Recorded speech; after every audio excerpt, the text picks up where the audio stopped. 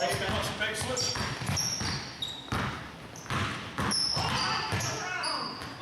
Oh, no, that rock out there. 3-2.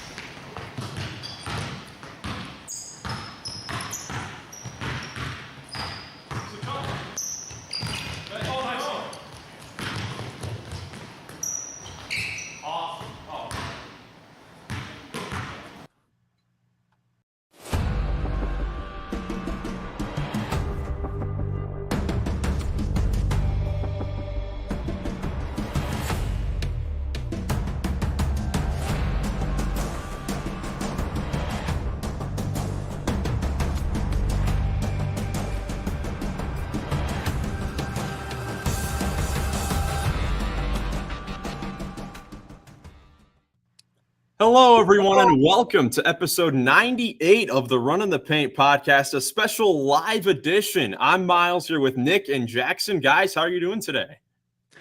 Feeling good, feeling great.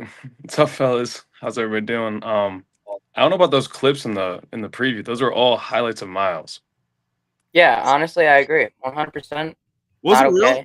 Was it really? I just picked random clips I'm from game 3 there. But I needed more welcome, lowlights of guys, Jackson. to the lowlights of Jackson as well. Yeah. But welcome, guys, to the live stream here. This is our second ever live stream. I think the first time that Jackson, that you've been on. So welcome to a live edition.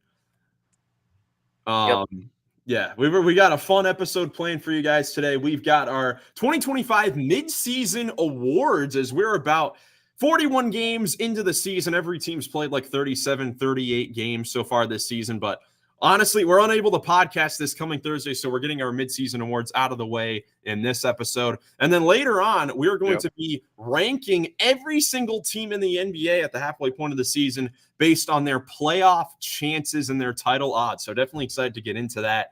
But first, like we always do, got to start off with PERTL.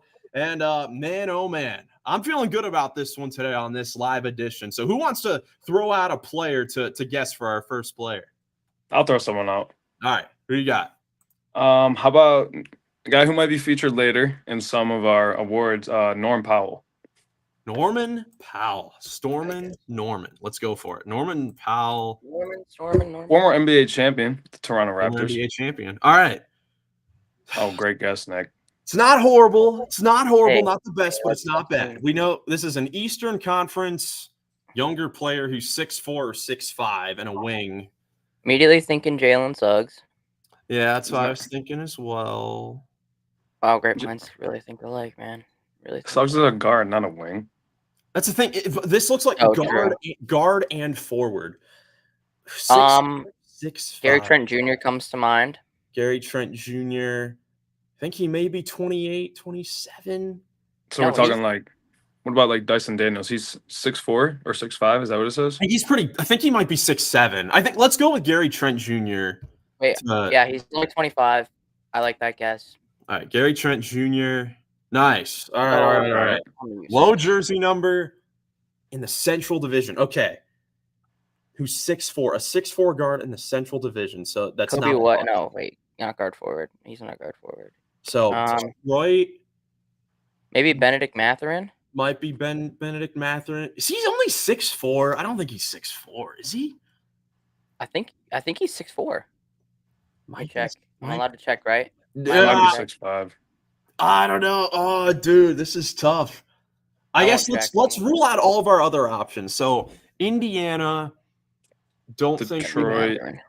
our only other option for Indiana would be like an Andrew Nemhard.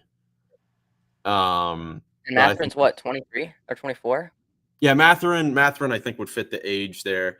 Detroit, let's see, he has to be 2, 1, or 0 or double 0. No, Detroit nobody, doesn't unless have it's anyone. Ron Holland, but Ron Holland's younger.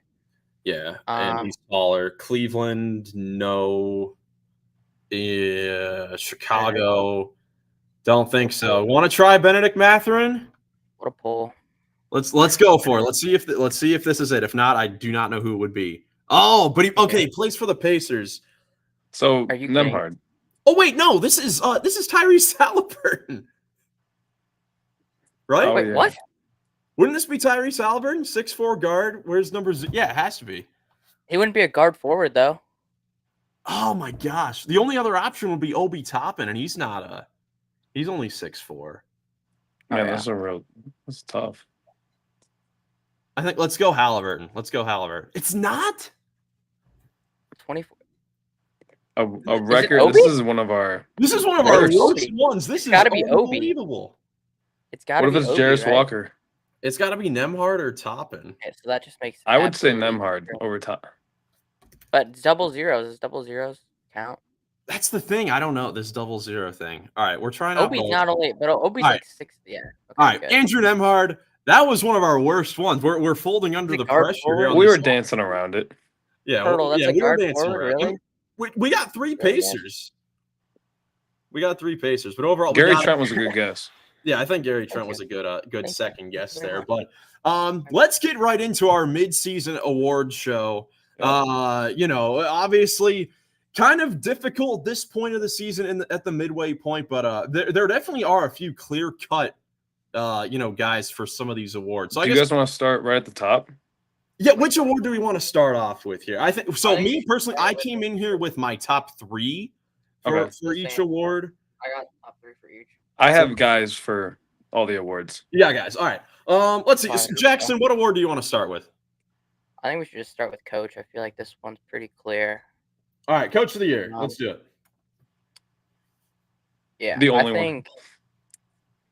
Yeah, I could have only put one here and it would have made sense, but I think there's 3 guys really that make sense for this. I think at number 3 I have Ime Udoka.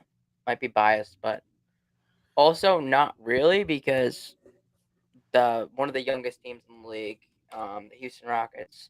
I don't know if anyone's heard of them. They are the 2 seed in the West right now, and a large part of that is because of Ime Udoka. I mean, he came in there when they weren't really anything special, and he's kind of built Alperen Şengün up, helped Jalen Green progress, and yeah, one of the best defensive teams in the league. I think he's a good number 3. Well, Jackson's a well-known Houston Rockets fan, so I'm not surprised that he made That's it. still a good pick. I don't know what you're yapping about. Yeah, it's a very good pick. Coach of the Year is the award that every single season there's a whole list of guys you can. Not this year. This year, I think that clear Right now. Yeah, right now the number 1 guy would be Kenny Atkinson for Cleveland. Agreed. With 33-5. They lost their first game in about a month yesterday on Sunday against the Indiana Pacers to make them fall to 33-5. The start has been historic. It's been incredible. And he honestly, you could say that the biggest reason for unlocking the Cavaliers this season was Kenny Atkinson, the head coaching change, unlocking the number 1 offense in the league, unlocking Evan Mobley as a hub offensively. Garland's come back to being an all-star form type player. So I think he's the clear-cut number 1 guy. But I think when you go away from number 1, I think there are good 5 to 6 other candidates, for the runner-up there. And I think, Ime Udoka is definitely a good one because none of us, not even Jackson, the most optimistic Houston Rockets fan, could have projected that they would be the number 2 seed right now in the Western Conference. I almost predicted them like 4, but then I was like, man, that might be a little high. But I think Udoka would probably win like an NBA coaches boxing tournament. He would probably be the last man standing, and if that was a thing. Probably he's a beast. He tried to fight LeBron. He did. That was a thing. LeBron, he breaks off Bron. That was definitely. He's got Amen Thompson, the genetic freak, to back him up. Hip tossing people. Definitely. Who's your number 2, Jackson? Now I'm interested, sort of. My number 2 is Jamal Mosley Me from the Orlando too. Magic. I think where are they right now? They're the 4th. They've been believe. doing well without their 2 top guys. Yeah, they're the 4th seed, and they haven't had their 2 best players for majority of the season. I think even 3 best players now, because Jalen Suggs is obviously injured. I mean, they had him for a while, but he just went down. But yeah, what he's done with this team last year and this year, it's special. I mean, you saw who was kind of stepping up for them, and it was a lot of younger players like Tristan Da Silva, like Anthony Black stepped up last night. He had a really good game. Even Jonathan Isaac's been playing better. So yeah, I think Jamal Moses has been a great coach this year. Yeah, no question about it. He was my number 2, guys. I already said because I mean, you said it, Jackson. How many teams go from the season that they had last season, jumping up, being the 5th seed in the East, having that playoff experience, coming in, first 5 games, play solid, nothing too special. You lose Paolo Banchero to the oblique injury, and the Magic were the 4th seed at that point. They were the 4th seed at that point. And Nick, you and I were here like, man, what's going to happen with this team? Because this team already struggles to score. They're a great defensive team, but they already struggle to score. How can they hold this up without their top scorer? And Franz Wagner steps up and before his injury, then Jalen Suggs goes crazy, and they're still the 4th seed. Like, how many teams lose their, 2nd, 1st, 3rd best players at different points through the stretch and not drop a single spot? I think that's just super impressive. And Orlando, they definitely deserve a lot of credit. And, it goes to Jamal Mosley. I mean, he's been a great coach the last couple of years for them. I remember at this time last year, we were calling for JB Bickerstaff to get some votes because it was similar in the sense that Cavs guys went out and they did better and they stayed sort of where they were at. Yeah, that is for sure too. JB Bickerstaff, a guy that could be in this top 3. He wasn't for me, but he definitely could be up here with the way the Pistons have been playing. He was close for me for sure. He was close for you? Okay. Nick, who are some other coaches you want to give some love to? Oh, no. Nobody else. I just had Atkinson. They're the best team in the league, been dominating everybody in his first year, highest offensive rating, and 4 all-star candidates, like pretty good stuff. Yeah, absolutely. Last guy I'll say, gotta give credit. Well, I guess 2 guys. I gotta give credit. Mark Daigneault for OKC once again. I mean, the fact they haven't had Chet Holmgren for most of the season, and they're right behind the Cavs on a historic season with one of the best defenses that we've seen over the last few seasons. And then another team in the Western Conference, the Memphis Grizzlies, what Taylor Jenkins has done with that team. They're the 3rd seed in the Western Conference. Ja Morant has missed a lot of time. Some of their top guys have missed a lot of time. And because of what Taylor Jenkins also did last year, keeping a competitive culture there in Memphis with all the injuries and allowing some of those guys, near the end of the rotation last year to kind of get more minutes, that's come into this season. And those guys that were getting more minutes, like a Scottie Pippen Jr., Vince Williams has been injured a little bit, but like Jake LaRavia, even the rookies this year who we'll talk about later with the awards, like this team is a legit 12 to 13 players deep now because Taylor Jenkins has put his trust in those guys, and Memphis a legit, 3rd seed in the Western Conference. All right, next award. Definitely been impressive. Nick, what award do you want to go to next? All right, since we got the obvious one out of the way, let's get the next obvious one out of the way, Depoy. Absolutely. I got Victor Wembanyama. Yeah, it's not even I got him at 1. Yeah. Honorable mentions, I had Jaren at 3 and then Mobley at 2. I think those are all 3 guys who have been. I want to mention Zubac in there. Ooh, big Zoo. I don't have any crazy stats, but I mean, he dominates both ends. He's been having a great year, and the Clippers are floating right there in sort of playing territory in the West, couple games above 500. Wemby just killing it, 4 blocks a game. Yeah, I mean, look, it's incredible. Like 4 blocks per game already. He's now played, 100 games in his career. I'm sure you guys saw like the graphic. It's like through 100 games, he has more points than LeBron did, more threes than Curry did, more blocks than Olajuwon. Like, it's unbelievable stuff. I don't. This is kind of a fun question to ask that I see a lot of other outlets kind of asking, but I'll throw it to you guys. So Victor Wembanyama, halfway through his second season, averaging 4 blocks per game. How many blocks do you think this guy could average at his peak per game for a season? 6. I don't see it going above 6, but I could see 6. I see maybe 5 max, but like 4.5. If he gets up to 5.5, that's 6. Yeah, I'd agree. Yeah, it would round up to 6. That's definitely incredible that we can even like say things like that, because 5 to 6 blocks sounds absurd, but I mean he's averaging 4 in his second year. It's incredible. I do feel like sort of with blocks, I don't know, that 4th or 5th one is much more difficult than the, obviously 1, 2, and 3. I don't know, it's obvious, but Yeah, 5 is a lot. It's like, I don't know if anyone watches the NFL, but it's like when a corner's playing really well, like they'll just stop throwing towards them in general. Like, because like there's just no point. It's like when we saw on the fast breaks with Wemby last year. Like, players are scared to go up around him, like right near the rim for good reason. Wemby. What? I'd Euro step him, hit him with the hook shot, Kareem style. Oh yeah, the hook shot over Wemby. Yeah, someone's gonna have to figure out how to get past this guy, because he has been incredible. But my other 2 guys in the top 3, I've got Mobley at 2 because he's been ridiculous. I'm pretty sure his defensive rating individually is like a 101 or point something, which is just absurd. That would be the best defense in the league if that was a team thing. And he can legit guard 1 through 5. So Evan Mobley definitely willing there. And gotta give love. I'm gonna give love to another Thunder, J-Dub. Giving some love to J-Dub for him stepping in at center as a 6'6" wing and getting it done, giving you like a couple steals and a block per game on some nights. Just doing a great job there for that Thunder team. I think defensively, I mean, Lou Dort has been great on the perimeter, but inside, the fact that J-Dub at the 5 worked, I mean, it's incredible stuff. I prefer J-Will, but it's okay. We know Nick doesn't. Nick's not a big fan of J-Will. That was a joke. Don't worry.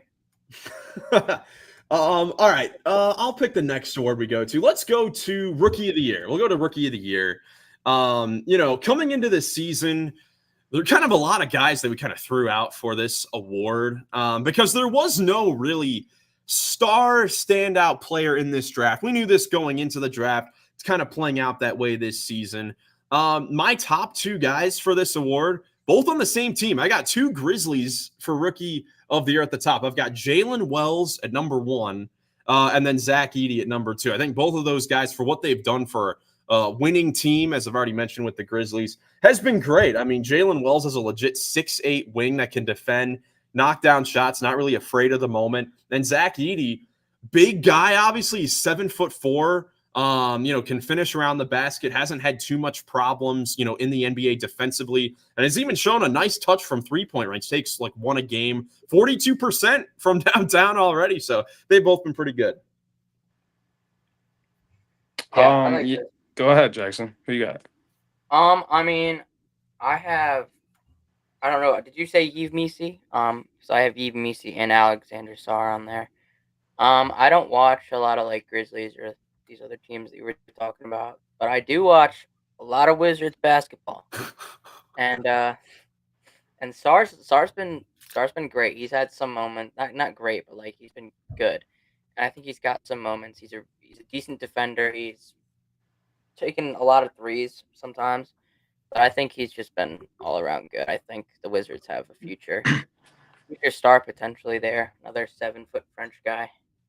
Yeah, that's a guy I'm curious, like, how good could he be? Because I feel like this season we're kind of seeing a lot of raw potential. Like you said, Jackson, he was shooting a whole lot of threes early. And I'm like, man, I don't know if I like him shooting more threes than 2s, as a big guy that, has, that athleticism and obviously a great defensive player and, should be a good impactful player going forward. But how good do you guys think Alex Sarr could be going forward? Kind of hard to tell. I could say can't really speak on it. I haven't watched him that much. Wow, not a Wizards fan. It's okay. No idea. I think he could be an all-star level player. I think if they develop him the right way. I don't know though. Yeah, it's certainly possible. He'll have the runway there to definitely go for it. Nick, who are your guys for Rookie of the Year so far? Well, a couple months ago, I guess it would have been Jared McCain was running away with this award. Oh yeah. He before his injury that he's now out for the season. He would have been the clear-cut favorite to win Rookie of the Year because he was just going crazy in Philly with Paul George and Joel out at the beginning of the year. One guy we haven't mentioned was the top pick in the draft, Zachary Risache. Not who I had either. And then unfortunately Reed Shepherd hasn't really gotten the runway sort of in Houston either. So haven't seen what he's capable of yet. But I do have I have Yves Missi. 21st pick in the draft to New Orleans. I think that if he can get this award, I mean, he averaged a double-double in the month of December, getting block and a half in just 27 minutes. And, I watched him at Baylor, and he really, his defense stood out to me last year, but he's developed, he's efficient around the rim. And, yeah, I got Missi. Yeah, he was in my mock. He was. I had him at 14. He slipped all the way to 21, and now, he's showing why. Yeah, I thought you were gonna say Jarris Walker. that was last year. Yeah, second year You player. still him so much, you would have set him for this year. But Missi definitely a good pick. Definitely one of the lone bright spots there for a rough season there for New Orleans with all the injuries. But yeah, certainly a lot of choices for Rookie of the Year. Let's see, Jackson. What's the next award you wanna knock out here? Why don't we just get Sixth Man of the Year out of the way? All right. So I feel like this is another one that's, I don't know, it's getting closer because the top guy hasn't been playing as well recently. But I definitely think there's a lot of good options. So my number 3, I had Ty Jerome.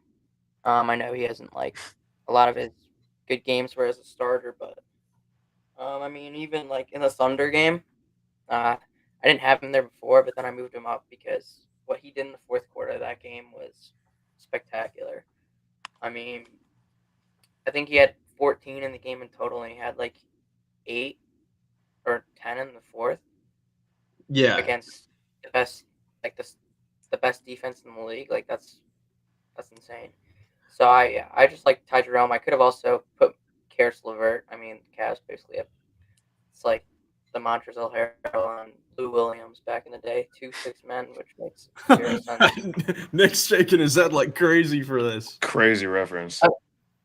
No, I mean just in the sense that they technically have 2 6 men. Yeah, I mean, look, I was heavily debating one of those guys as well because the Cavs have had such a great bench. I feel like Karis LeVert would be a good representative. Ty Jerome also in the limit. He plays limited minutes too. He's very comfortable in his role. When you watch Cavs games, when the Cavs are normally healthy and have their full lineup out there, Ty Jerome usually doesn't come in until beginning 2 minutes into the second quarter. He's technically the 11th man for this team. Comfortable with that. He's always full of energy. One of the best floaters in the league. He rarely misses a floater, which is kind of crazy. But my number 3 guy, another guy that's out for the season, but wanted to give him some love, was Mo Wagner for the Magic, as he was one of their lone offensive players that was still around after the Banchero and Franz Wagner injuries. Definitely tough to see him go out for the season, and I think that before his injury, he definitely should have been considered another guy that can score in not a whole lot of minutes. Yeah. But who are your top guys for this? Nick, who is your top guy for the Sixth Man of the Year?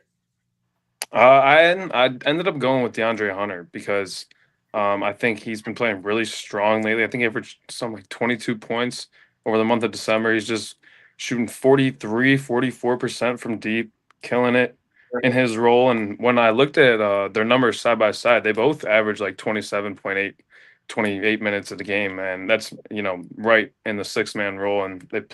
But DeAndre was 20 and a half and then 4 rebounds and 1.5 assists. And I just thought that was a little bit better than Pritchard's 14, 3.5 line.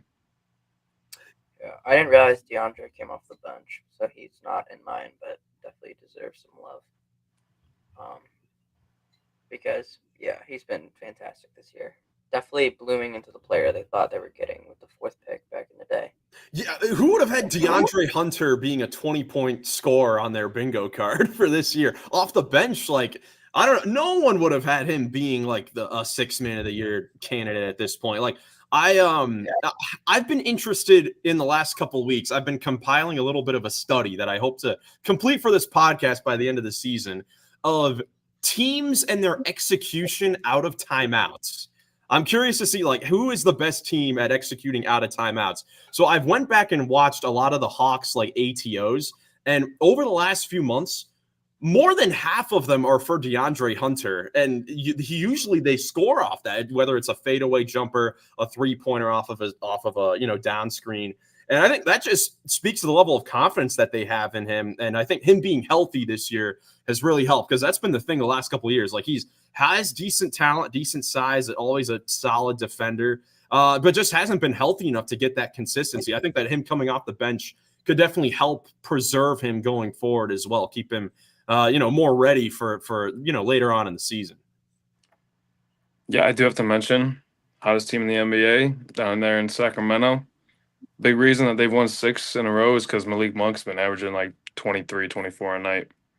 Yeah. So he could win this award. Yeah, Malik Monk definitely too. We should get Peyton Pritchard. Jackson, you want to talk about Peyton Pritchard? Yeah, Peyton Pritchard's my number one. Just because I obviously didn't know DeAndre, but even then, like, Peyton Pritchard's been arguably one of the best shooters in the NBA, and he's been a really amazing spark plug for the Celtics, and a big reason why they've stayed in a lot of the games that they have. I know recently he's kind of been not as good, but, like, I don't know. There's nobody I'd rather have the ball, or there's nobody whose hands I'd rather have the ball. What? I don't even know. But, like, you know what I mean? Like, at the end of a quarter, there's nobody I'd rather have taking that shot than Peyton Pritchard. You want him taking that half-court shot at the end of the quarter. No quarter. matter from where, dude. He could be in the rafters, and I'd be like, hey, shot, bro. Go take it. For sure. Also, feel free to let us know your thoughts in the chat as well. Leave a like if you enjoy the stream. Then hopefully we can do some more live streams going forward. Thanks to everyone that's tuning in so far. I have another one. Yes. It might be biased, but the best defensive bench player in the league, Amen Thompson, has been great recently. I think he could get some recognition for this. Might be biased, but man. You talk about a legit bench duo. Thompson and Eason for the Rockets is a legit bench duo. Like, the whole game changes when both of those guys come into the game. And Thompson's been starting a lot recently with the Jabari Smith injury. But both of those guys, when they come off the bench, just changes the whole complexion of the game with their athleticism, their speed. I mean, it's unbelievable what they can do to change up the complexion of a game. I mean, Amen's like a heat-seeking missile when someone's dribbling the ball. It's like he's just flying around the court, defending everybody. It's insane. But yeah, I think he definitely deserves some recognition, because the Rockets wouldn't be where they are today without obviously that bench duo. But I think Amen's like the better bench player. No question about it. Nick, where do you want to go next with the awards? Let's go to most improved. All right, most improved player. Who you got for this one? So I actually had a lot of guys. This was a tough one for me to decide. I think a lot of guys are deserving of not only being mentioned, but like they could win the award. I ended up going with Cade, and I hate that a number one pick can win this award, but I think he deserved it. And the other two guys that I went up against were Hero, who is like kind of, stepped into a bit of a leadership role there with the Heat. He's got career highs in field goal percentage and 3-point percentage and points per game. And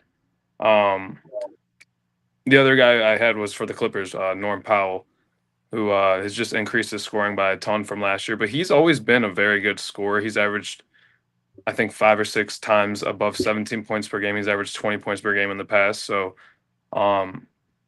he's also benefiting from higher usage. But Cade has really stepped into like a leadership role, and he's leading the Pistons. They're above 500. He's got career highs in points, rebounds, and assists.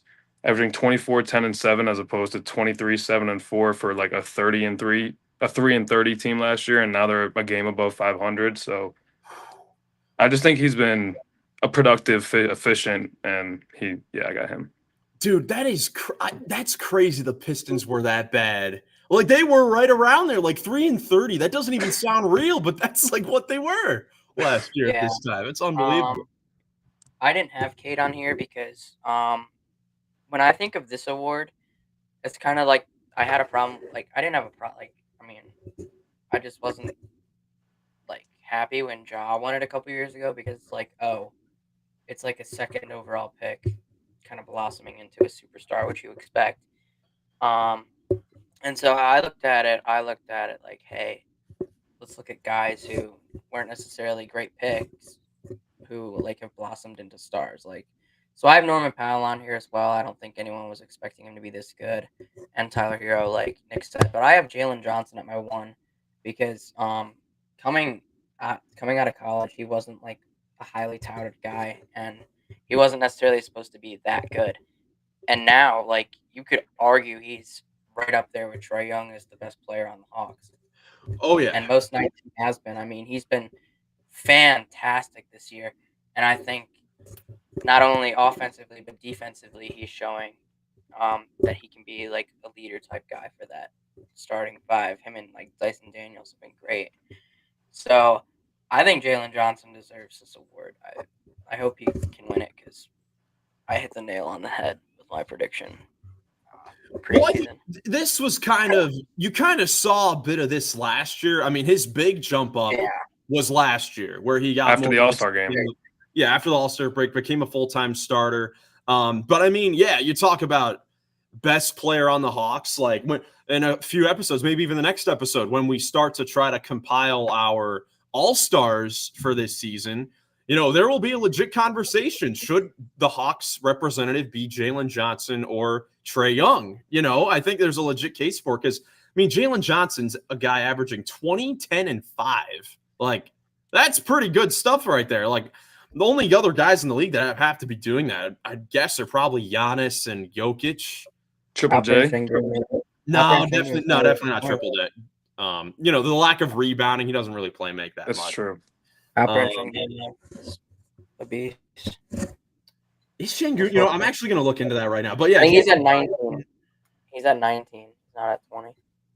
Let's see. So yeah, Sabonis, Jokic, Giannis, and that's it for 20, 10, and 5. And that's really impressive stuff, man. That's really impressive stuff for Jalen Johnson. Norman Powell, I'll give mine to Norman Powell as well, just because. I mean, he jumped up 10 points per game. That's incredible. Like the last 2 years. I mean, he's been a great scorer for the last few years in a more reserve type of role. But this year for the Clippers on the perimeter, he's really their number 1 scoring option. Like they've got a really great, diversity of different ways they can attack the Clippers. With Powell as a scorer, Harden as a playmaker, Zubac's inside. When Kawhi is now finally come back, he's going to start to try to get a little bit of a rhythm there. But yeah, Jalen Johnson, love it. And Norman Powell. Cade Cunningham, I like the pick, but I do kind of agree with Jackson with the number 1. What's the first thing I said? I know it's a number 1 pick. I know. Sorry, I didn't mean to cut you off. Well, yeah, but no, Cade Cunningham, he definitely deserves a lot of love as well. Like, man, I want to see what he's putting up now after he had like a 24, 10, and 17. 24, 7, and 9. 24, 7, and 9. That is awesome right there. Almost 10.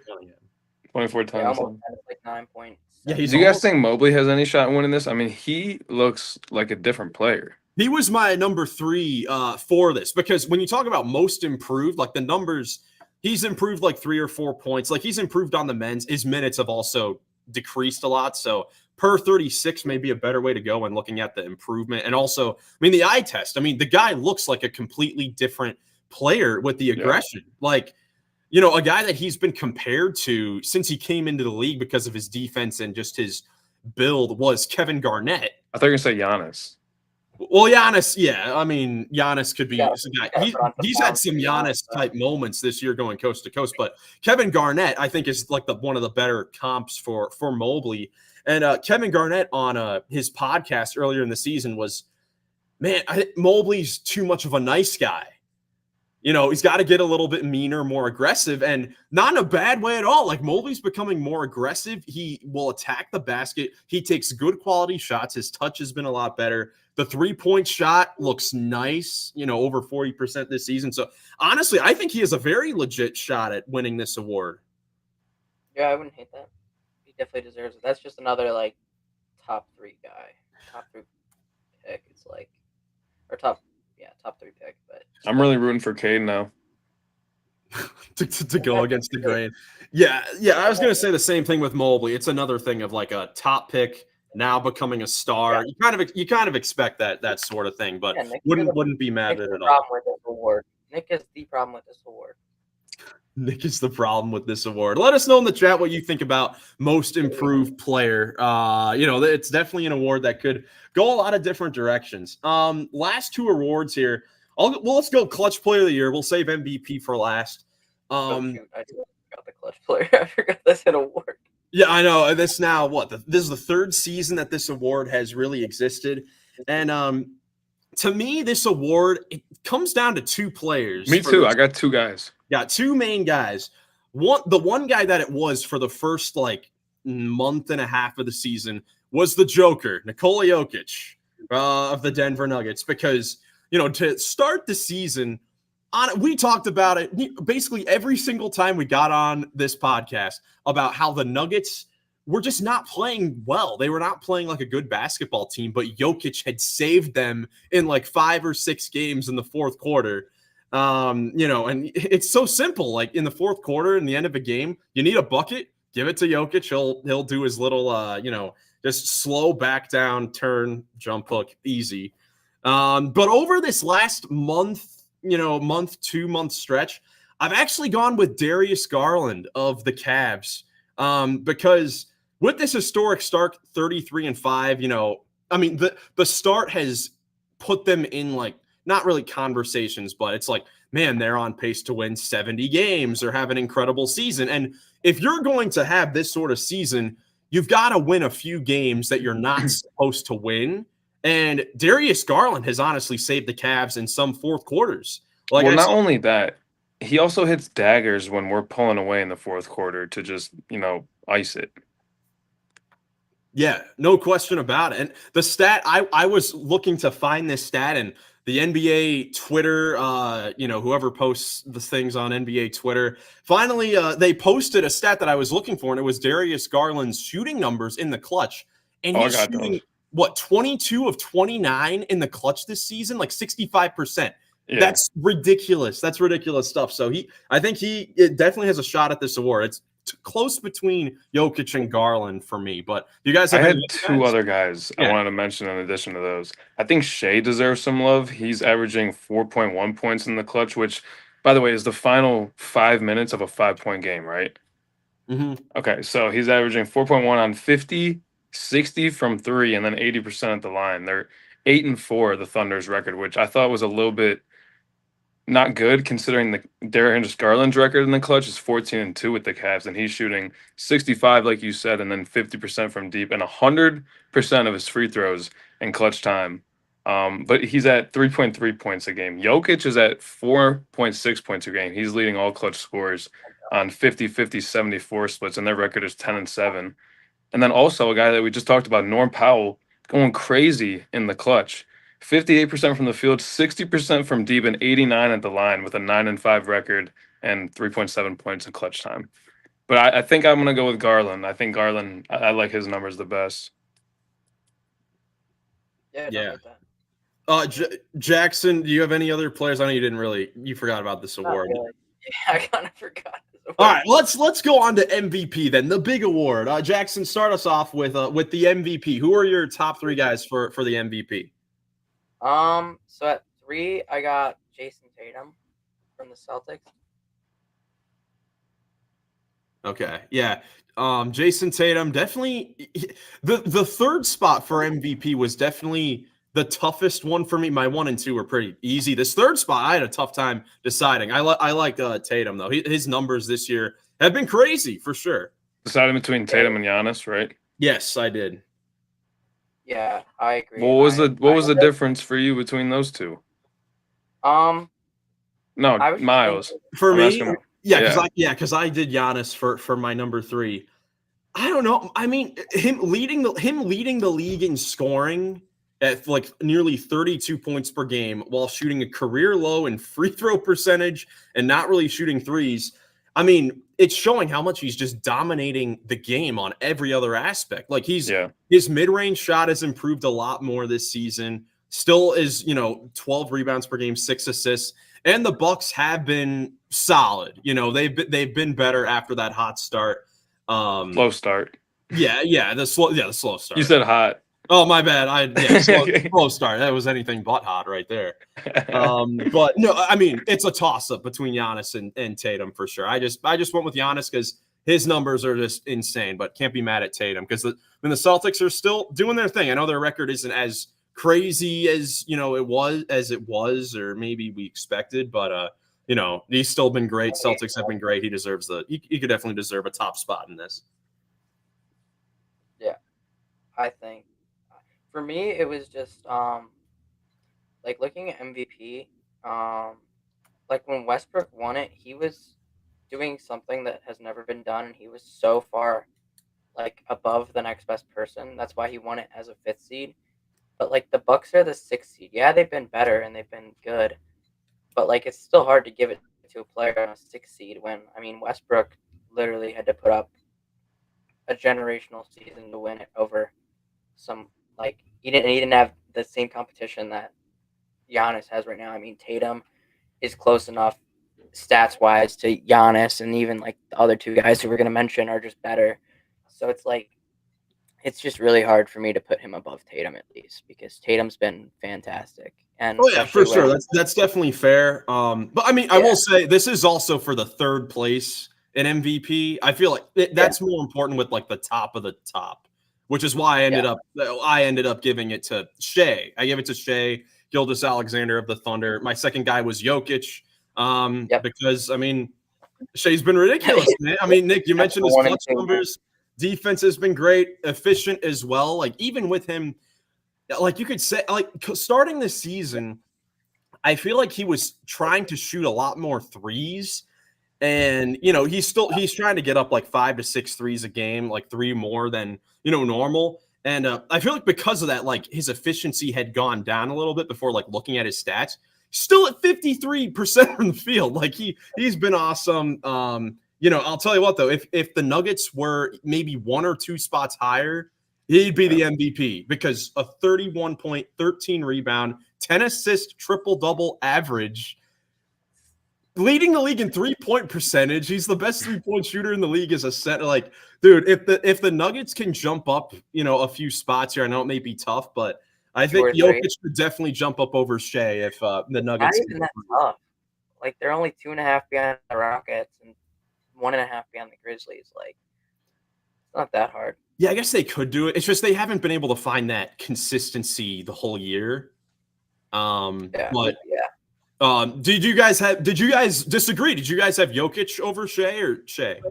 I did have Jokic, but I don't know. Like the only argument that is there is kind of like it shouldn't be used against Shea because Denver's team hasn't been great and Jokic has just been good enough. Like my argument is that Jokic has like carried them to the 4 seed, but that's only because Denver's team hasn't been great, which shouldn't be an argument against Shea because he's on the best team and he's the best player.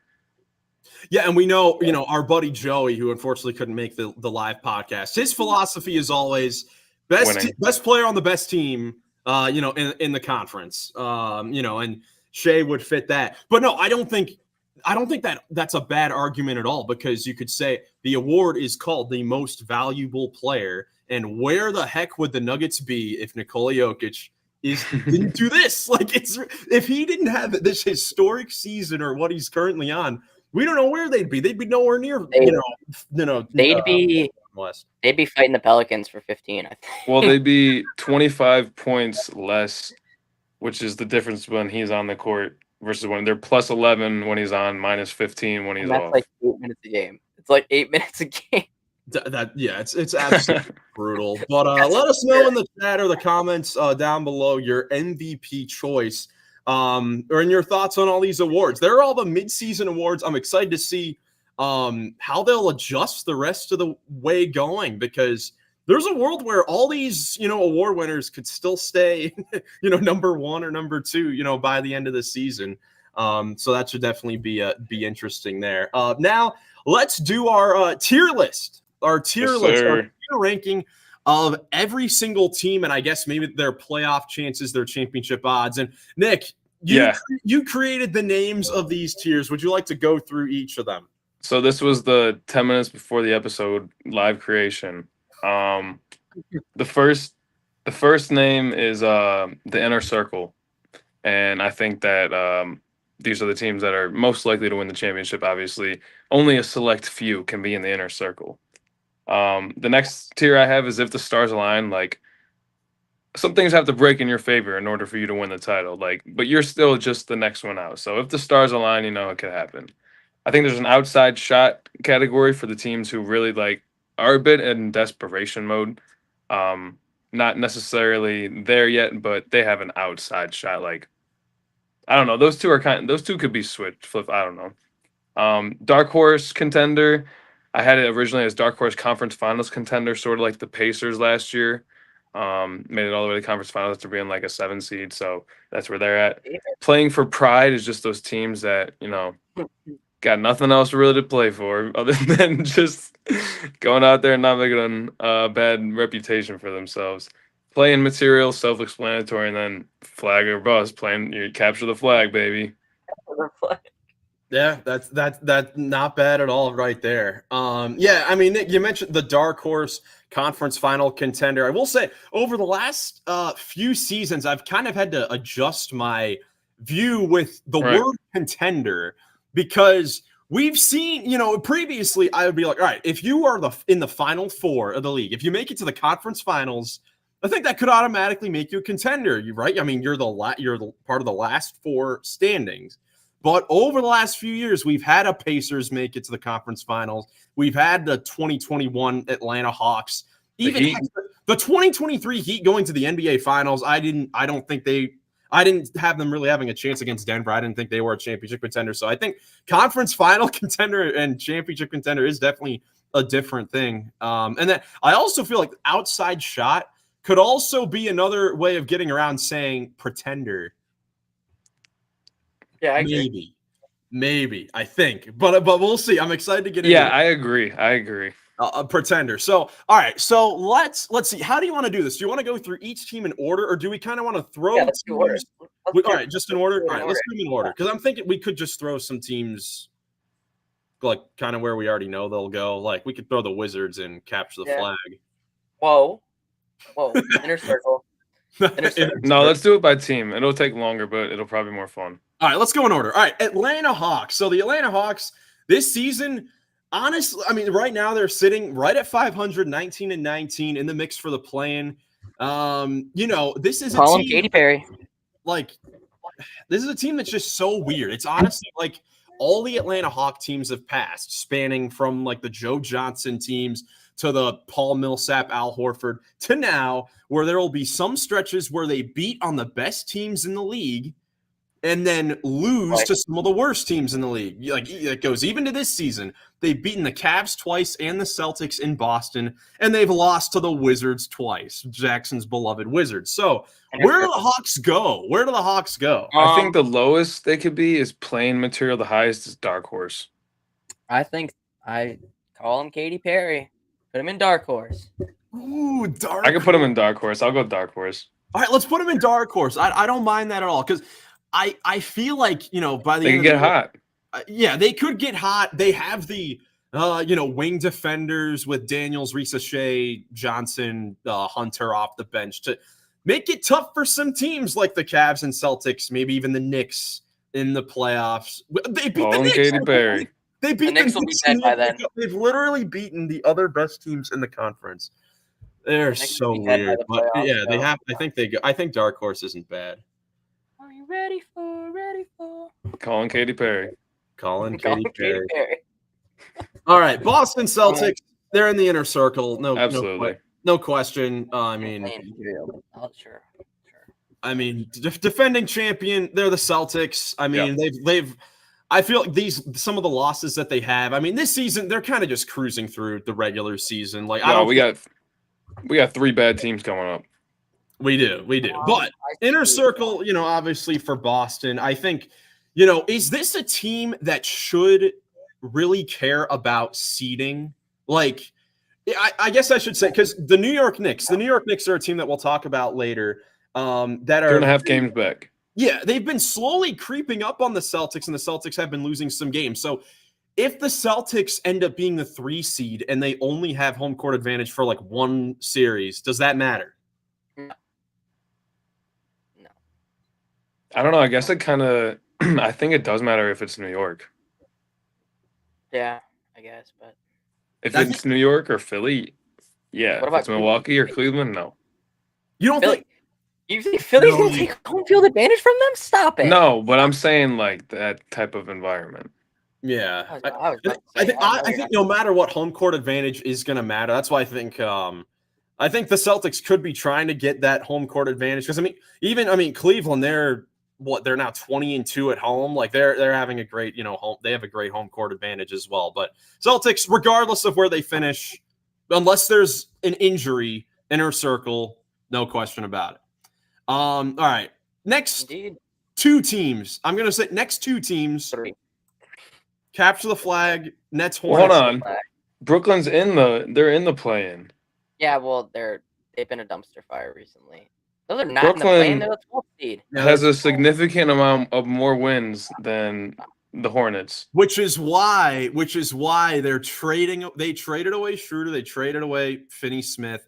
They're going to trade away more guys. They want to be in the bottom tier, so I think capture the flag for them. And the Bulls, can we just put red on red? Chicago's playing. Chicago, I think, is playing. I think the next 2 are playing. Do you guys think that? Do you guys think that Chicago will be able to make a trade with one of their top guys this season? Because Zach LaVine this season, have to say, he has been awesome. This season, I'm going to try to find his numbers. Yeah, Zach LaVine this season, he's been healthy, hasn't missed a whole lot of games. He's averaging 24 points, 5 boards, and 4 assists, shooting 52% from the field, 45% from 3 on 7 attempts per game. We know this guy doesn't take the easiest 3-point shots. I think LaVine and Vucevic is averaging 20 and 10, 55 from the field, 43 from 3. Like, both of those guys' value is about as high as it has been in their careers at any point. Do you guys think that there is a chance that those guys could finally get traded and the Bulls do end up in the capture the flag material? I don't see how they trade LaVine. I mean, that dude's contract is ridiculous. Maybe Vooch, but not LaVine.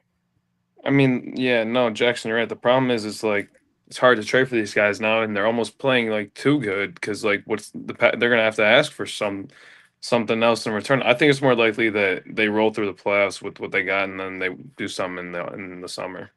Just blow it up. Yeah, they'll probably end up in the play-in. At some point, unless a team under them can jump up if they get healthy. We'll see.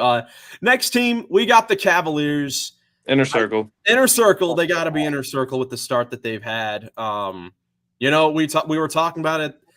Heading into the season, how this team it's crazy to think now because of the start that they've had. But when we were doing our season previews for each team, when we talked about the Cavs, I was like, man, out of any team in the Eastern Conference, this team, the Cavaliers, have the most variability from 3 seed potential to play-in, and they've really exceeded all of our highest expectations for them. And I think they definitely should be an inner circle team. Yeah, I mean they've been awesome. I think that they're definitely a championship contender. Yeah, I agree. All right, this next team, the Dallas. Let me raise the stakes. Back-to-back inner circle. Put the Dallas Mavericks there. Yes, 100%. Tier 2. 100%. Why not? Why? How is Dallas not an inner circle team? Unproven. They made the finals last year. Yeah, they have a different team. I think they have a better team. I think Well, they they haven't proven that. Well, because Luka's been injured. That's the thing. Their seeding is going to have still them playing well. Yeah, and they're still this. So how did I describe tier 2? They need some help. They need some things to go their way. They don't need help. It's not help. They just need their guys. If they're a 5 seed, or if they're in the play-in, they could. If they're a 5 seed, they could go to the finals like last year. Yeah, because this is the thing in the Western Conference, in my personal opinion, because of how crazy and weird the Western Conference standings have been so far, with younger teams rising up, some teams we expected to be good not being great, having slow starts. I still feel like Dallas is the second most likely team in the West to make it to the finals. Behind, I agree. I agree. That does not make them in the inner circle, though. Why? I only had 3 teams in the inner circle. Okay. You know what? For now, I don't know if I can be mad at that. I mean, obviously, but if you guys want to put them in there, I won't be mad at that either. So I think they're the very end of inner circle. If we want to tier rank this, I think that Dallas would be at the bottom of this, but they're very close because if the stars align, I think the only team that's better than them is OKC. So like if stars align, mean like they have to. I don't know. I think Dallas is like they're right between these two, but I'll put them at inner circle. I think they could beat one of those 2 teams, the Celtics, the Cavs, or the Thunder. I don't think they can beat them both. Ooh, that's true. In a 7-game series. But still, I mean, inner circle, it's just getting to the finals, I feel like. You're right. I don't know. That is true. If we want to like categorize these teams in here, do we like the order at top? Is it Boston, Cleveland, Dallas, or how do we even want to order this? No, I think you switch Cleveland and Boston. I don't think it matters that much. Yeah, I guess it doesn't really matter. It doesn't. If you were to switch it, if you were to care about it, it'd be the other way, in my opinion. But Denver, they got to be tier 2, right? Agreed. If the stars align. If the stars align, I agree. And that star that needs to align is Jamal Murray because he's trash. Look, dude, this is literally if the stars align. Jokic needs another one of his other star players to step up in order for them to have a championship. Russell Westbrook's the second best player right now.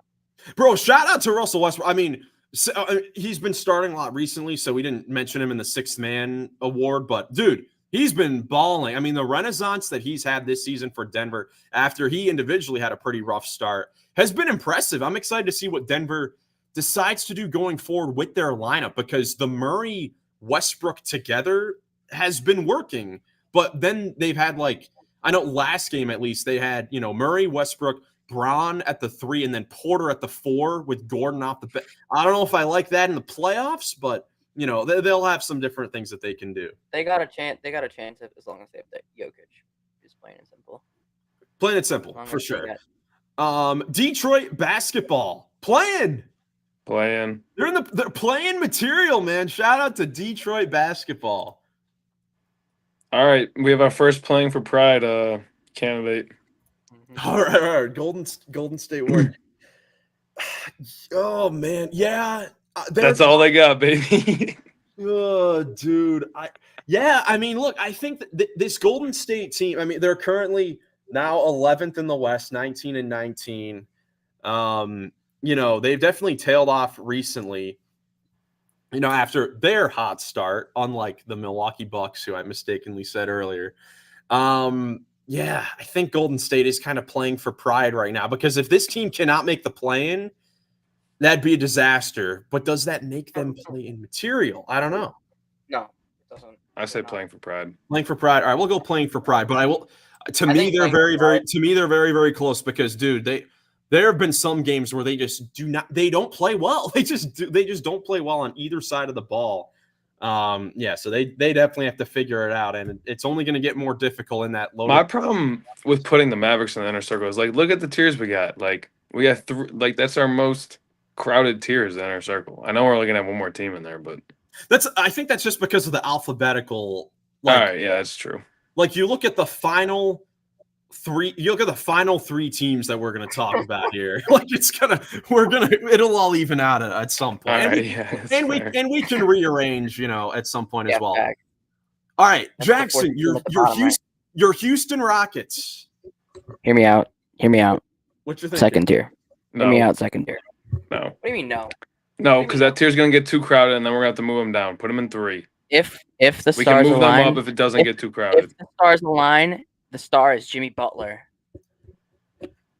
That's the thing. I think they're relying on a trade for a star, and I think they have an outside shot. I think right now they have an outside shot, so that's where they're going to go for now. But if they can get a star and if it's a Jimmy Butler, that's like the most likely guy right now during the season. You know, at this current point, I know Jackson wants Devin Booker. Right now, outside shot, Houston Rockets. They just need a star, but their defense will be enough, you know, in certain matches. We've seen them beat the other top teams in the West as well. They've beaten OKC, they've beaten Memphis. You know, so Houston outside shot though, good with the lack of playoff experience there overall. I'm okay with that.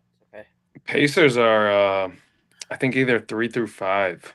Pacers have been playing hot recently. I think before this 3. winning streak, they were playing material, but they have been playing for pride. But now I think they're a dark horse. I think they're an Same outside. thing last year. The Pacers. I'm okay with either. I can't see them in the finals, but I can see them in the conference finals. Yeah. So this is my thing with these rankings. I feel like if we're going in order here, I feel like outside shot sounds worse than dark horse. I feel like dark horse is like they've got a chance, but outside shot it's like, oh, they have an outside shot to win. That's why I had dark horse conference finals contender. Yeah, but that's oh man. All right, you know what? We'll add that in there.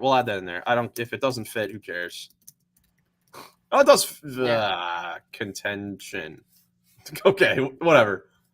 Contend. All right. Contend. That works. All right. That works. All right. That's where I think Indiana is. All right, we'll put Indiana there. Yeah, I guess they're in the same spot last year. I mean, are they in a similar position? I guess not similar position, but are they in the position like they need Tyrese Halliburton to play like it? If Tyrese Halliburton is going to continue to play at this okay, less than all-star type player, do they still have a chance in the playoffs to be a dark horse team if they're the exact same team that they are going forward? Well, they just beat the Cavs without him, so I think and they're deep. Well, yeah, I mean that's also a regular. This is also regular season that we're basing all this off of right now. True. Yeah. Speaking of, let's just add to that tier. I think the Clippers are also in dark horse. Agreed. Clippers dark horse. And If Kawhi stays healthy, they're a finals contender. Yes. But that's like saying that's the biggest what if ever. If Kawhi it is. But and even if he's healthy, we don't know what Kawhi we're gonna get. Like I feel like Kawhi's the type of player with all the injuries that we've even seen it the first couple of games he's played. I feel like he'd be a player that would kind of be a little bit flat with his shot and slower defensively. Like he would have to be locked in for them to really have a shot. He is a robot though, so who knows? He is a robot for sure. Other team in LA, the Lakers. Are they also playing for pride, Nick? Correct. No. How? They're the 6th seed. They're the 6th seed. If they're playing for pride, why would they have traded for DFS? It makes no sense. So you think they're a dark horse? I think they have an outside shot. Okay. I do not think they have an outside shot. You have two top 10 players in the league. Their depth is playing a lot better. I think LeBron is no longer a top 10 player. Like, I'm sorry. I don't think that's the case any longer. It might have been in the beginning of the year. He hasn't really shown that this year. I don't think he's. I know we're an hour and 5 minutes into this pod, but yeah, I don't think he's top 10 no more, bro. Who's above him? I need to hear this top 10. I might have to agree with just barely outside of the top 10. He's not 10, he's 11. All right. Okay. I mean, Man, come on. I could go outside shot if we wanted to. That's fine. You got damn Lakers and the Rockets in there, though. I don't like see, this is the thing. I do not like the Atlanta Hawks being in a higher tier than the Los Angeles Lakers for this. Because I feel then do dark horse. We'll go dark horse or outside. I think outside shot because they have Anthony Davis and LeBron James still with Reeves and Reeves, he's good. I think they do have an outside shot. Well, then the Grizzlies are gonna have to be in tier 2. Which I think I think 100% that's where they agree. go. I think that's All where right, let's they go. Thank I think you. that's where they go. Bro. That's where I had them. I had the Grizzlies tier 2. Okay. Yeah, I think Lakers tier 3, Grizzlies tier 2 because Grizzlies have been playing great. And I think that their depth has been playing so well that also enables them to make some trades as well because, like, let's be real. I mean, they have 12, 13, 14 legit rotational players. You're not going to be able to play them all in the playoffs. So, I mean, they've been in the rumors for, they were in the sweepstakes for a Dorian Finney-Smith trade. They may be like one of the favorites to get a Cam Johnson if the GFF makes him available. So I think Grizzlies tier 2 because they have a superstar, in my opinion, John Morant. Jaren's been great. They have guys that can step up in the playoffs, and they're a high seed. I had the Lakers 5th playing for Pride, but yeah, I mean, they got a good argument. They have a good argument. I think I would have agreed with playing for Pride if this was during their rough losing streak when they were like showing no effort. But I think we've seen more evidence that they are a good basketball team than a team that just shows no effort. Sometimes you have nights where you just have bad nights. And I think that just happened for them back-to-back nights, and those kind of stand out a little bit more. All right, the Miami Heat. What do we do with the Heat, man? They got to be playing for Pride. Can we make an extra tier? And it just says losing their minds. See, because they're still 20-7. Like, they've been winning some games. Like, I love what Tyler Hero said after their last one. He was like, all right, we're playing for the guys who are here with us who are willing to like play or something to that extent. And they've won their last, 3 games. They're playing with heart. They're trying to still win basketball games. I mean, we know Heat culture. They're still going to try to win as much as they can. And with Hero jumping up to be this sort of player, obviously Bam has not been, he's been kind of a disappointing player. I mean, I could do dark horse. That's where I had them initially. I disagree. I think what's worse, outside shot or dark horse? Dark horse is worse. Okay, so I think, but can you see them playing or being an Eastern Conference Finals contender with this current team they have? No, not really. Because Hero's not very good in the playoffs. He had one good series in the playoffs, or one good year in the playoffs, which was 2020. See, if Bam was playing good this year, I think maybe. Because we know what this Heat team can do in the play. Well, I mean, they were great in the playoffs because of Jimmy Butler. And, we know what's happening right there. We'll see what happens with that. So, you know what? At this current moment, I'll playing for Pride. I think they're playing for Pride. I'll go playing for Pride because right now we don't know what's going to happen with that situation. And I don't think that they will have much success if they still have that cloud hanging over them. So I'll go playing for Pride. I think it's going to be a 3-team trade. Milwaukee Bucks. I put them outside shot. I agree. I had them in the 2nd tier. I'm not mad at that. Okay, I thought I would have sounded crazy if I said if the stars align, but I think that they could as well. I don't know. Their argument is kind of like the Lakers, except they're a little bit better. They're just they have the best. They have the best. I don't know, best duo in the conference because Brunson and Towns have been special, but they have the best player in the conference. They have the best player in the conference in Absolutely. With Giannis, and they have Dame, who's a proven playoff performer. Well, I'll put if the stars align. I'll put them if the stars align. I think that the Bucks have a better chance than the Rockets. Yeah, and the next team. So I think the Wolves are in the outside shot. Ooh, I would agree. I'd agree. I disagree. I think they're dark horse at this point. I mean, you know what? Yeah, I would agree. I don't like the way that the Minnesota Timberwolves have been playing this year. They got that Cone out there who plays power forward for them. I don't trust them at all. Look, I think they could figure it out, though. I mean, they still got, Randall, Ant, Naz Reid, and Gobert. I mean, their defense is still.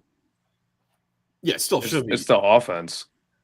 Yeah, who's guarding some of these other? Yeah, I mean, the guarding Timberwolves have a bottom 10 offense right now. They're 20th in offense, or maybe bottom 11 or whatever. But yeah, I mean, look, the thing is, like, with this tier, we're doing this kind of based off of what we've seen right now and kind of predicting what's happening in the future. If we were to go back this time last season, whole lot of things changed after the midway point of the season. Like right now in the inner circle, at the midway point of last season, it would have been Boston, Denver, and the Clippers.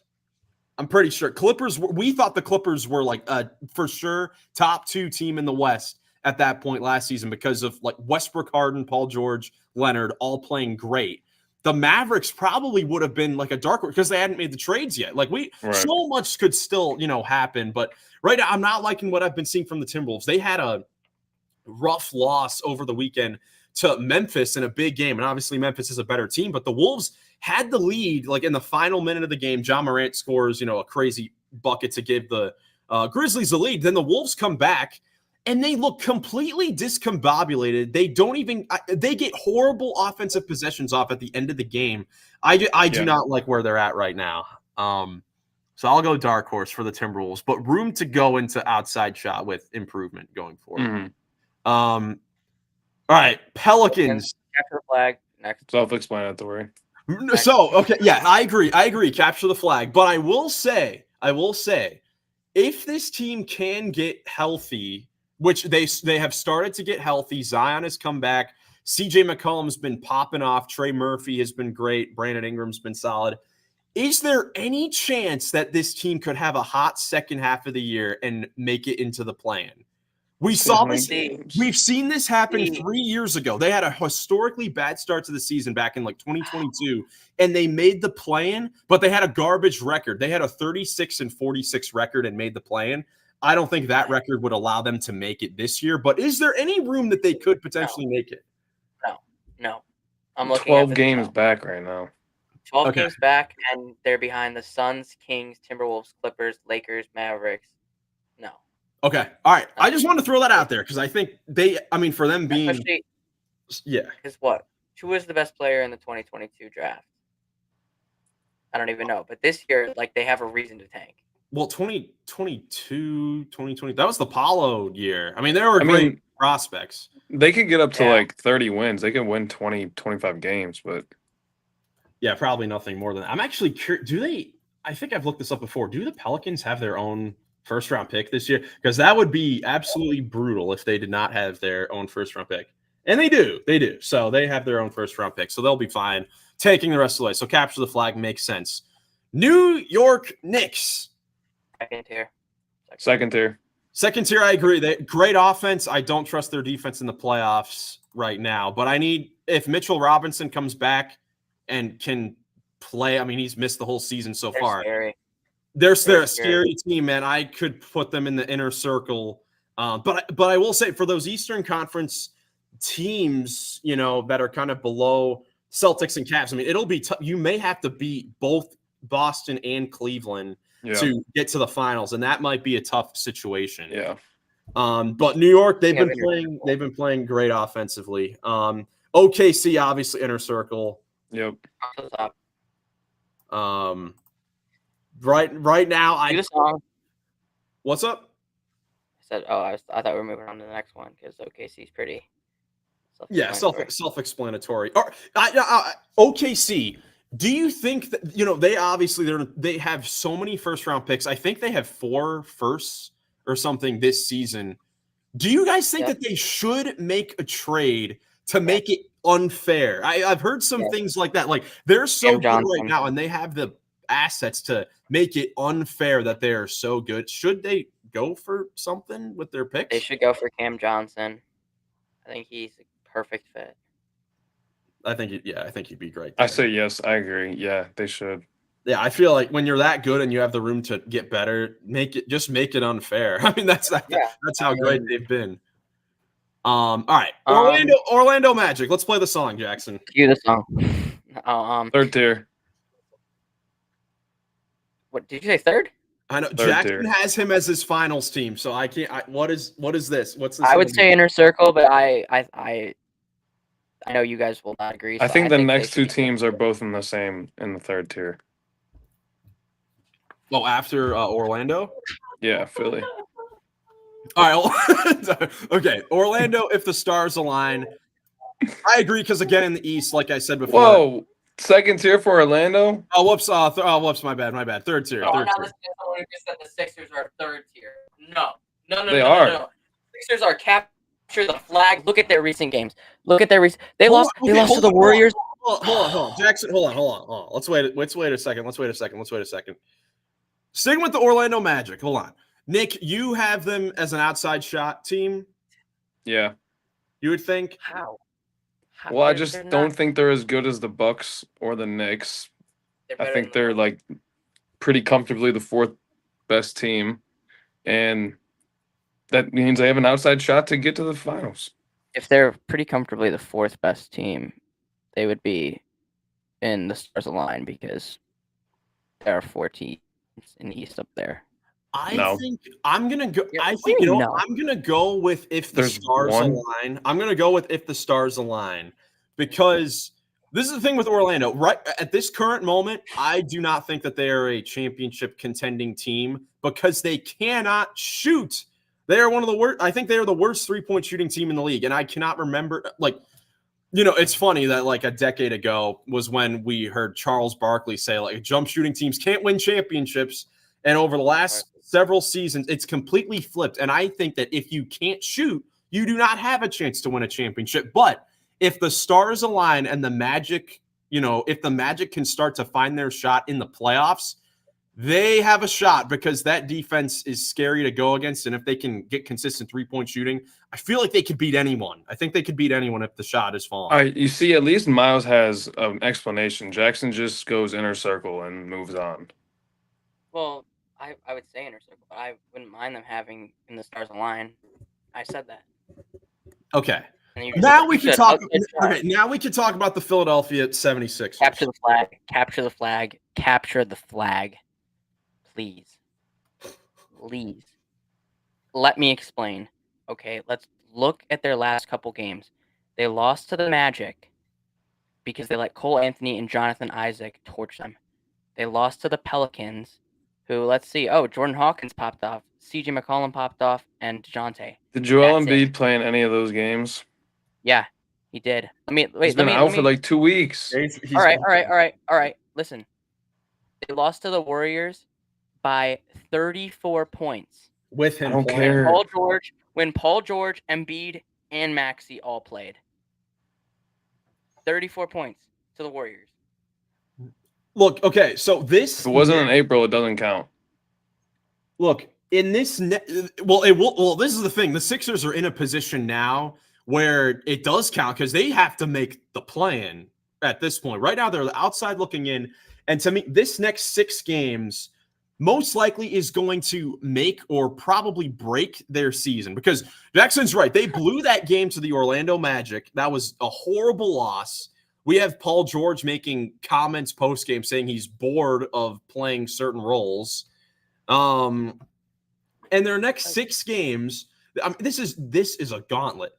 OKC, New York, Indiana, Milwaukee, Denver, Cleveland.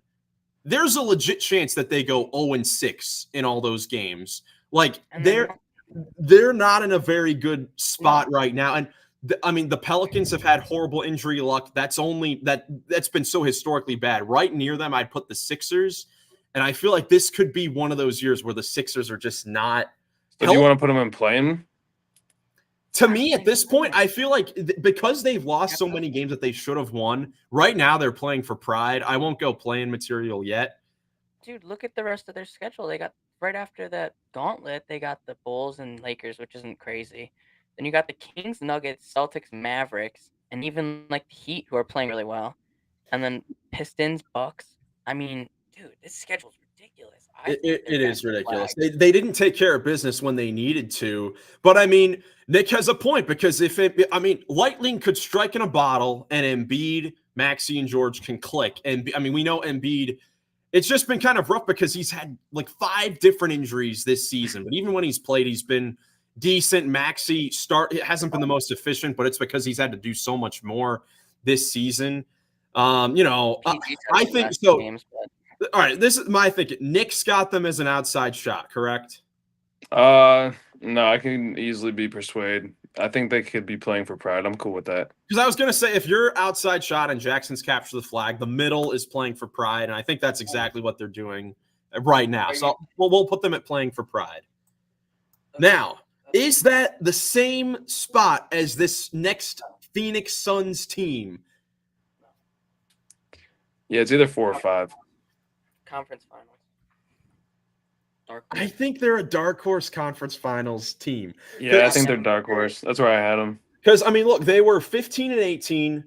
Then they decided to move Beal to the bench, Nurkic out of the rotation entirely, and they've won their last 3 games. So I think they're trending in the right direction. So I'll go dark horse conference final contender. Granted, the last 4 games they've had have been the Hornets, Hawks, Jazz, and Hornets. So take that with a grain of salt. You got to win the games you're supposed to win, though. I mean, we'd be clowning them if they did. And their next few games: Atlanta, Washington, Detroit, Cleveland, Brooklyn, Washington.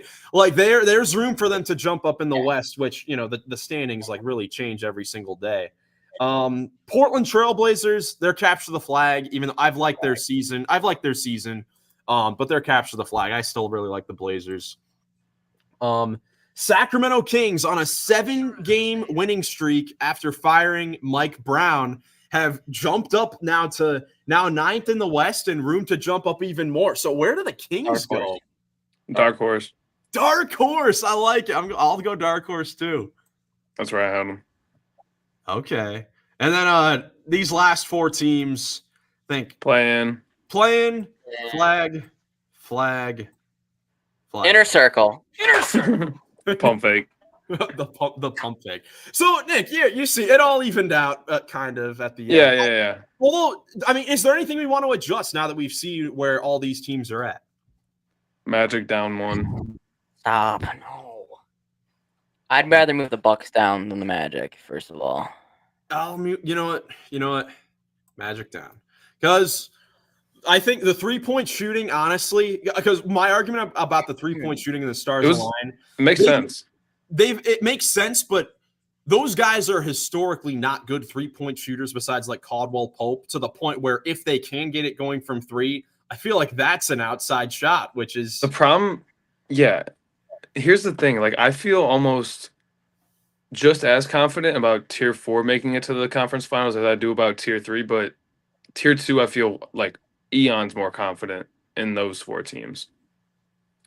I agree with that. I think that if those top 8 teams don't make the conference finals, if some combination, I'd be surprised if some combination of those teams didn't make it, unless like the Suns, went crazy or something.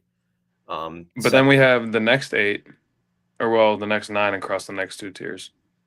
Right. All right. I overall, I think I like it. Let us know in the comments, your thoughts on our tier list, and our awards. Yeah, and our awards as well. But that's it for the live stream. You guys got anything else before we get out of here? I do not. Thanks for watching. Both shaking their heads. Yeah, thank you guys so much for watching. For anyone that tuned in, had a lot of fun going over our rankings and awards. Probably won't be back the rest of the week. We'll be back next week at some point with the podcast. Excited. We've got some big matchups coming up this week. We have the rematch between the Cavs and the Thunder coming up this week that we'll probably talk about. And obviously inching closer to the All-Star break and also the trade deadline. So we may also get some fun storylines from that as well. Cannot wait. But if you guys enjoyed the video, leave a like, subscribe for more NBA content. Thank you guys so much for watching, and we'll catch you in the next one. Peace.